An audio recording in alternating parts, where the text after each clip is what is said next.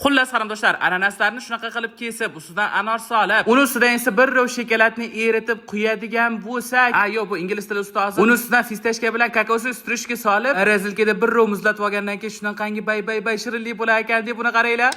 O'xsharmikan-a? Deb turib, imanda ingliz tili ustozim ko'rsatgandek ananas, mandarinlarni olib, postini artib, parre qilib kesib chiqishni boshladim qarindoshlar. Qarindoshlar bitta savol-da, men sizlarga har doim qarindosh deb murojaat qilaman, sizlar menga qarindosh deb murojaat qilasizlar. O'zi meni ismim nimaligini bilasizlarmi, yo'qmi? Meni ismimni biladigan qarindoshlar, ismimni kommentariyada yozib ketinglar. Qani ko'ramiz, meni ismimni qancha qarindoshim bilar ekan, u qanchasi bilmas ekan. Mandarinlarni bir tekisda kesib, bitta joyga terib chiqib, ustidan anorlarni shunaqa sochib chiqishni boshladim. Ularni ustidan esa shunaqa eritilgan shokoladlarni ayyamasdan qo'ydim-ku.